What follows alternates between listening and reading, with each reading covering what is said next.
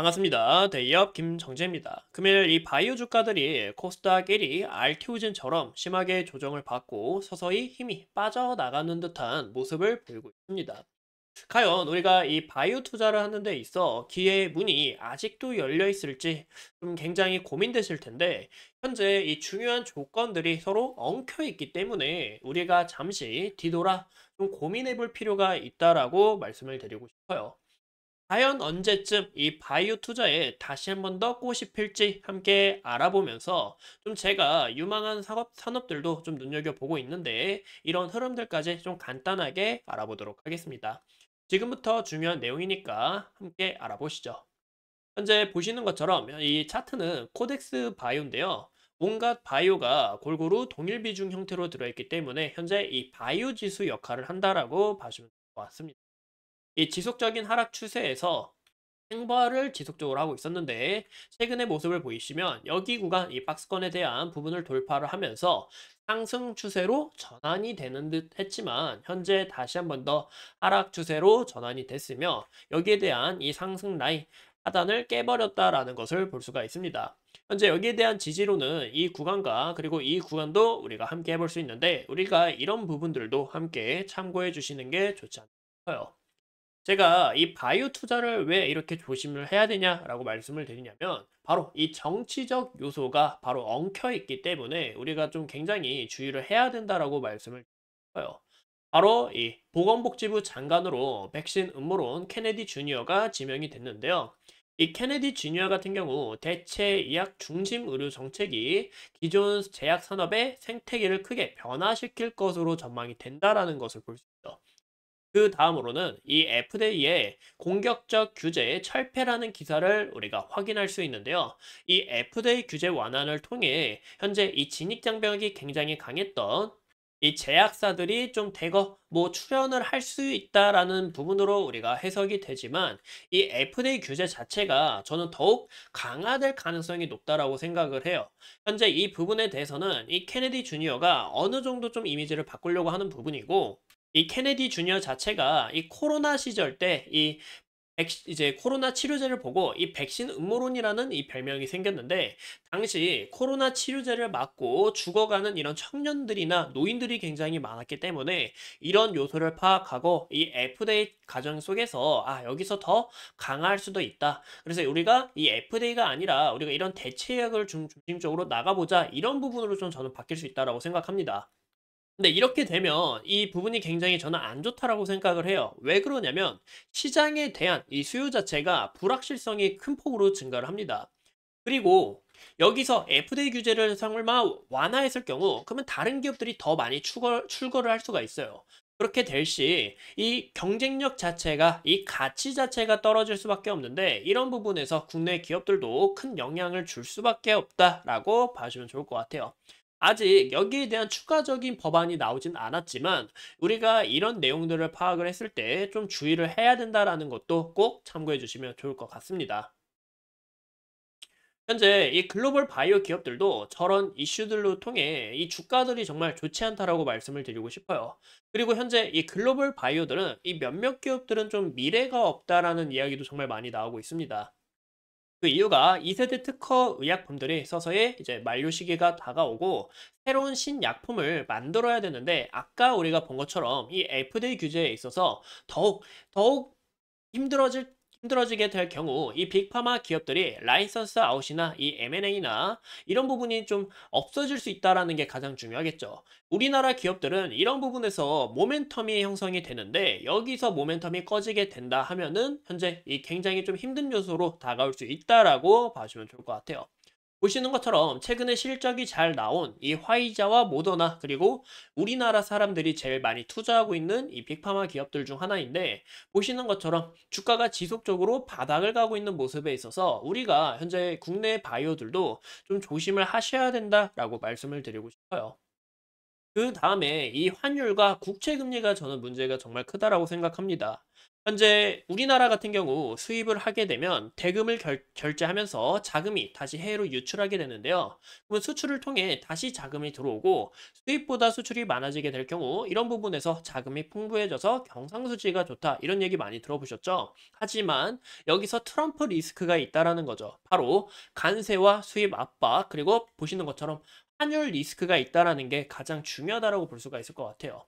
현재 트럼프 2기 행정부는 이 원달러 환율이 1,400원 경계감으로 좀 지속될 것으로 바라보고 있기 때문에 현재 이런 부분에서 좀 우리가 투자를 좀 조심하셔야 된다라는 게 좀 눈에 들어온다라고 말씀을 드리고 싶어요. 그리고 무엇보다 우리나라 같은 경우 이 생산 국가입니다. 만들어야 돼요. 우리나라에서 재료가 자라는 게 아니라서 현재 이런 부분들을 대부분 수입해서 가져오는데 환율 자체가 굉장히 비싸면 이런 부분에서 이 리스크 자체가 굉장히 커질 수밖에 없다라고 봐주시면 좋을 것 같아요. 현재 이 환율 자체가 어느 정도 이 금리가 좀 결정이 돼 줘야 되는데 마지막 FOMC가 이 12월 19일 목요일에 있습니다. 보시는 것처럼 새벽 4시인데 굉장히 피곤하겠죠. 이 방송 보려면.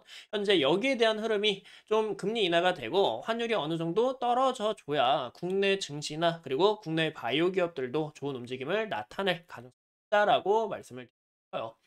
그리고 바로 내년에는 이 상패 시즌입니다. 저는 이 상패 시즌을 정말 조심하셔야 된다고 말씀을 드려요. 현재 만약에 내가 뭐 투자하고 있는 기업이나 아니면 이 바이오 기업이 있다 하면은 우리가 이 재무제표 한 번씩은 볼 수가 있잖아요. 현재 이 재무제표 문제가 없는지 꼭 체크를 하셔야 된다라고 볼 수 있고 현재 우리나라가 전 세계 꼴찌 이 코스닥 수익률 정말 말도 안 되죠. 빛으로 겨우 연명한다라는 것을 볼 수가 있는데 그 이유가 현재 코스닥 70%가 유상증자, 이 유상증자 70%가 운영자금과 채무 상황이 목적이라는 거죠. 우리가 이 사업을 더 발전시키고 더 나아가고 주주하원을 하는 그런 부분이 아니라 현재 기업들이 적자 기업이 굉장히 많기 때문에 이런 부분에서 리스크가 굉장히 크다라고 볼 수가 있습니다.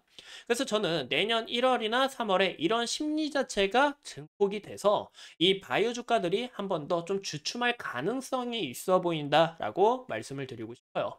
이런 재무적인 문제가 좀 굉장히 크다라는 거 우리가 꼭 참고해 주시면 좋을 것 같습니다.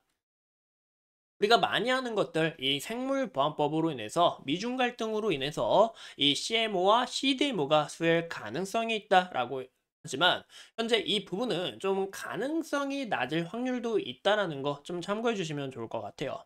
현재 이 빅파마 기업들은 신약에 대해서 여기서 파이프라인을 좀 줄이고 대체 의학으로 좀 많이 만들거나 자사들의 이런 제품 자체를 더욱 늘릴 가능성이 있는데요.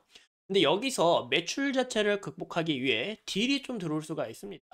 현재 이런 부분에 있어서 뭐 CMO와 CDMO 만드는 데 있어서 뭐 판관비가 더 증가할 수도 있는 부분이고 또 현재 이 생물보안법 자체가 법안이 통과가 됐다고 하더라도 아직 유예 기간이 7년이나 남았어요. 실질적인 시행은 2032년에 진행을 한다.